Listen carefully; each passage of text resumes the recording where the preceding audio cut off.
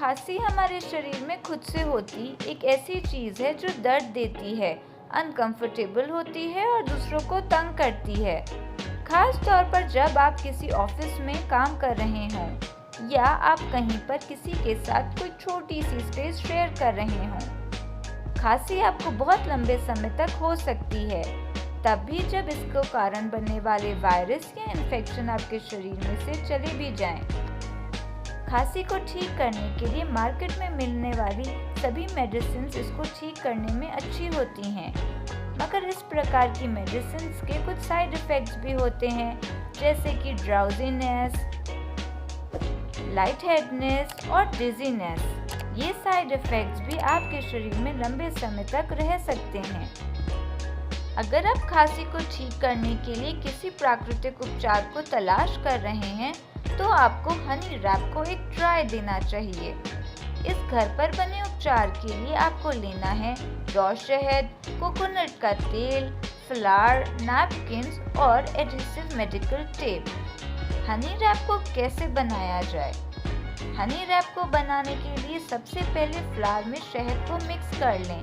इसके बाद इसमें कोकोनट का तेल मिला लें। अब इसको नैपकिन पर लगाकर अपनी छाती पर मेडिकल टेप की मदद से चिपका दें। इस नैपकिन को पूरी रात लगा रहने दें ताकि आपको बढ़िया रिजल्ट्स मिल सकें।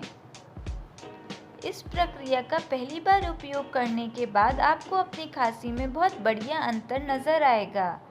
अगर इसके बाद भी आपको खांसी हो रही है तो इस प्रक्रिया को हफ्ते में कई बार करें। ये प्रक्रिया कैसे काम करती है?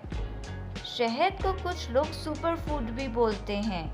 इसका मतलब है कि ये न्यूट्रिएंट से भरा हुआ होता है और जब इसका उपयोग किया जाए तो हमें इसके बहुत से फायदे मिलते हैं। खांसी और खराब गले को ठीक करने के लिए डॉक्टर्स भी बहुत बार इसका उपयोग करने की सलाह देते हैं।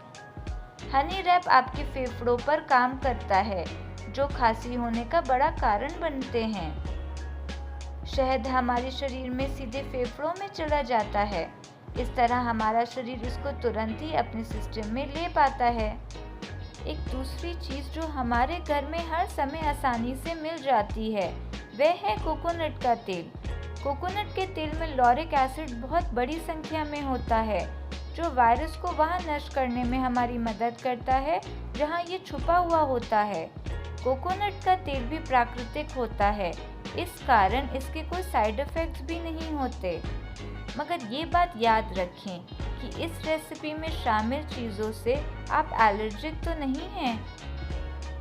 ये आपने चेक करना है, इसके बाद ही आपने इस रेसिपी का उपयोग करना है। ये बात बच्चों के लिए बहुत महत्वपूर्ण है। अगर किसी बच्चे को कोई एलर्जी हो जाती है तो वह तुरंत ही गंभीर हो सकती है। रिएक्शन का पता लगाने के लिए आप इस पेस्ट को थोड़ा सा पेशेंट के बाजू पर लगा कर देखें। सावधानी से देखें कि पेशेंट को कोई सूजन या फिर उनकी त्वचा लाल रंग की तो नहीं हो गई। अगर त्वचा लाल हो जाती है या पेशेंट को सूजन होती है तो फिर आप इस पेशेंट पर ये प्रक्रिया ना करें। अगर आपको ये वीडियो पसंद आई हो तो इसको लाइक करें और अपने दोस्तों के साथ शेयर करें। अगर आप और भी रेसिपीज़ या फिर टिप्स लेना चाहते हैं तो चैनल को सब्सक्राइब करें। देखने के लिए धन्यवाद।